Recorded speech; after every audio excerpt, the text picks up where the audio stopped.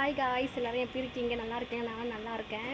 இன்றைக்கி எங்கள் வீட்டாண்ட வந்து விவசாயம் பண்ணுறாங்க. நெல் விவசாயம் பண்ணுறது வந்து நானே இப்போ தான் வந்து ஒரு 3 வருஷமாக தான் அது எப்படி பண்ணுறாங்கன்னு தெரிஞ்சுக்கிட்டேன். நான் சென்னையிலே பிறந்து சென்னையிலே வளர்ந்து இது வரைக்கும் எனக்கு அது எப்படி பண்ணுறாங்கன்ட்டு நான் பார்த்தது கிடையாது. ஊர் சைடில் கூட தான் நான் பார்த்துருக்கேன். ஆனால் இது வந்து நான் சென்னையிலே இது பார்க்குறேன். எனக்கு நல்லா அது எப்படி ப்ராசஸாக எதுக்கப்புறம் எது பண்ணுவாங்க அப்படின்ட்டு இந்த 3 வருஷமாக தான் நான் பார்த்துருக்கேன். அது மாதிரி என் மாதிரி எத்தனையோ பேர் தெரியாமல் இருக்கலாம் இல்லைங்களா? எல்லாருக்கும் அந்த வாய்ப்பு கிடைக்கிறது இல்லை. பொதுவாக பார்த்திங்கன்னா கிராமத்தில் இருக்கிறவங்களுக்கு அதை பற்றி தெரியும். இப்போ சிட்டிக்குள்ளே இருக்கிறவங்களாம் கொஞ்சம் உள்ள நல்லா சிட்டி மெயினில் இருக்கிறவங்களுக்குலாம் அவங்களுக்கு அதை பற்றி தெரியாது இல்லைங்களா? அதனால் எனக்கு எங்கள் வீட்டுக்கிட்ட வந்து அந்த நெல்லை எப்படி விவசாயம் பண்ணுறாங்க, நாற்று நடுறாங்க, அது மாடு வச்சு உழுவுறது எல்லாமே நான் உங்களுக்கு காமிக்கிறேன். பாருங்கள், ஓகேவா? வாங்க வீடியோக்குள்ளே போகலாம்.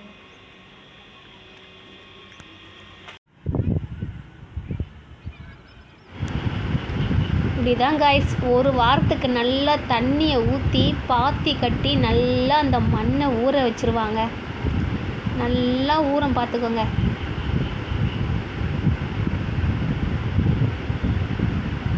இந்த லாஸ்ட்லேருந்து அந்த லாஸ்ட் வரைக்கும் ஒரே ஓனர் தான். இப்போ பார்க்கறதுக்கு பிளேஸ்லாம் சூப்பராக இருக்குது பாருங்கள். ஆனால் பால் மாறாமல் உழைக்கிறாங்க. வருஷத்துக்கு பார்த்தீங்கன்னா 3 டைம் அறுவடை பண்ணிடுவாங்க. அப்புறம் மாடு வச்சு உழுவாங்க. ஒரு நேரம் வந்து டிராக்டர் வச்சு உழுவாங்க. இந்த வாட்டி மாடு வச்சுருக்காங்க.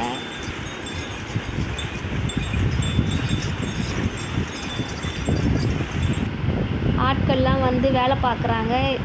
இந்த லாஸ்ட்லேருந்து அந்த லாஸ்ட் வரைக்கும் இப்போ அவங்க நட்டுக்கிட்டு போகணும். முடிஞ்சபடியே வேலை பார்த்துன்னு போகணும். கஷ்டம்தான். நமக்கு கொஞ்சம் நேரம் வீட்டு வேலை செய்யணும், ஒரு வீடு பெருக்கணும், வீடை துடைக்கணுன்னாலும் ஒரு 10 நிமிஷம் நமக்கு முடிஞ்சபடி செஞ்சால் கஷ்டம். ஆனால் அந்த லாஸ்ட் வரைக்கும் அவங்க முடிஞ்சபடியே வேலை பார்த்துன்னு போகிறாங்க. இந்த கஷ்டம் தெரியாமல் இருக்கிறதுக்கு ஜாலியாக பாட்டு பாடிக்கிட்டு பேசிக்கிட்டு அழகாக அப்படியே நட்டுக்கிட்டு போயிடுறாங்க.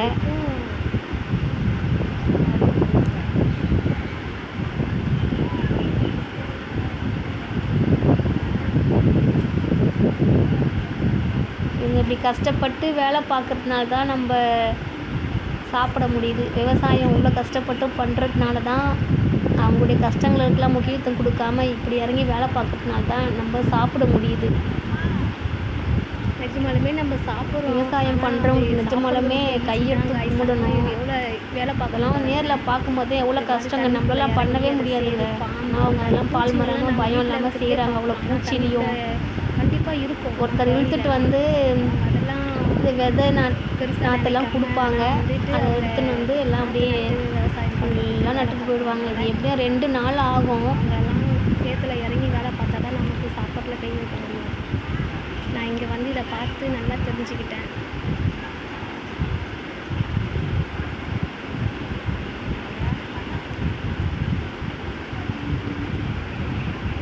இது இங்கே மட்டும் தான் இல்லை, எப்படியும் நாங்கள் இருக்க கிராமம் சுற்றி நிறைய இடத்துல இப்போ இது மாதிரி விவசாயம் பண்ணிகிட்ருக்காங்க. இப்போ எந்த இடத்துல பார்த்தாலும் இது மாதிரி தான் நாற்று நட்டுருக்காங்க.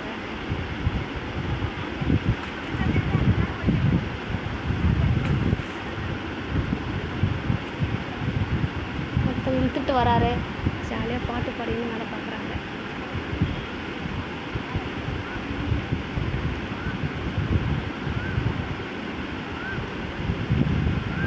தண்ணிக்குள்ளெல்லாம் நடக்கவே முடியாது. நமக்கு வந்து நாங்கள் வீட்டிலலாம் வெள்ளம் வந்திருக்கு. நாங்கள் தண்ணியில் நடக்கும் போதெல்லாம் பின்னாடியே இழுக்கும், நடக்கவே முடியாது. உழைப்புகள். ஆனால் இந்த சேத்துல அவங்க நடந்து வந்து இழுத்துட்டு வந்து குடித்து நாற்று நட்டுட்டு போகிறாங்க. சேர்லாம் அப்படியே காலை பிடிச்சிக்க முடியல. அடுத்த ஸ்டெப்பில் எடுத்து வைக்கவே முடியாது.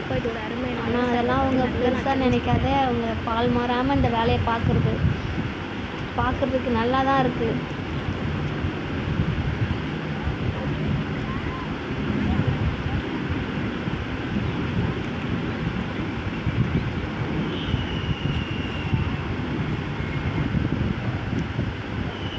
இந்த இடத்துலையும் டீ வாங்கிட்டு வந்து பேலன்ஸே இல்லைங்க வச்சு ஊற்றுறதுக்கு கூட. அழகாக அதில் கையில் பிடிச்சி அந்த டீயை ஊற்றி அவங்க சாப்பிட்றாங்க.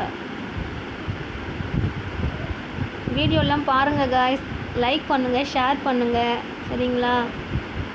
பெல் ஐக்கானை கிளிக்